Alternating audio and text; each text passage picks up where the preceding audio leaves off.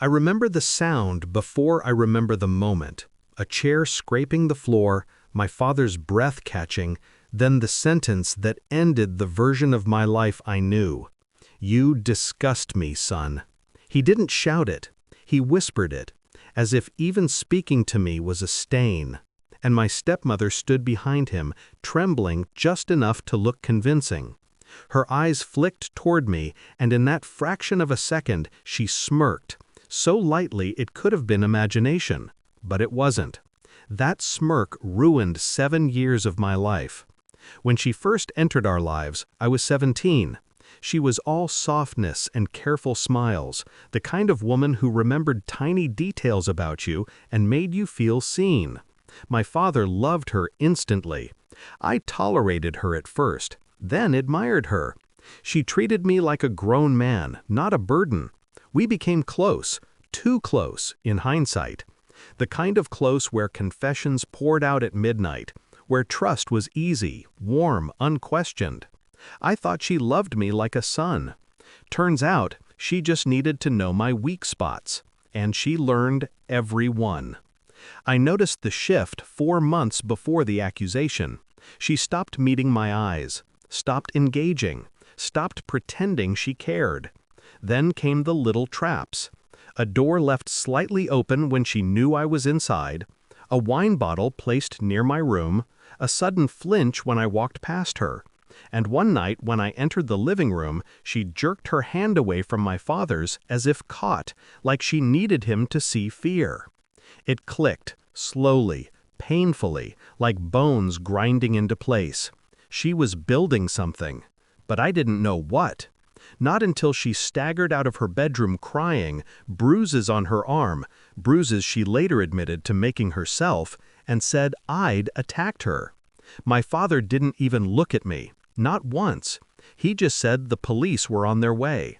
And just like that, I became a criminal. Case dismissed for insufficient evidence, but the damage was done. Rumors spread, my job disappeared, friends stepped back. My father cut me off completely. For years, I lived in the shadow she created. And in that shadow, something inside me hardened. I didn't break. People expected rage, retaliation, a messy explosion. Instead, I went silent, deliberate, calculating. I learned patience the way others learn languages, slowly, painfully, obsessively. And the one thing I repeated to myself every night was simple. Truth doesn't need help. Lies do. So I waited for her lies to slip. And one day, they did. It began with a late-night call from an unknown number. A woman's voice, shaky, whispering, terrified. "I need to tell you something. It's about your stepmother." Her sister, estranged for years, the kind of person who had nothing left to lose. "She told me she lied about you. She bragged. She thought it was funny. She said you were getting too close to the truth about her affairs. She wanted you gone." Affairs. Plural. That was the thread I needed. I pulled. Step 1, find the man she was cheating with. That part was easy. People who cheat always leave crumbs. Step 2, gather proof. Photos, messages, voicemails, payments, hotel logs, slips she never thought anyone would care about. Step 3, build a timeline that proved she'd been with her lover the night she claimed I assaulted her. Step 4, make sure my father saw everything himself. Not from me, from her. I invited them both to a peace dinner. My father arrived stiff, guarded. She arrived confident, wearing the same fake tremble she used the night she framed me. I poured wine. I stayed calm. I waited.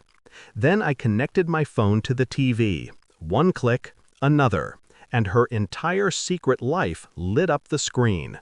Photos, messages, recordings, her lover saying her name, her whispering that she handled the son problem, her laughing about the bruise she created.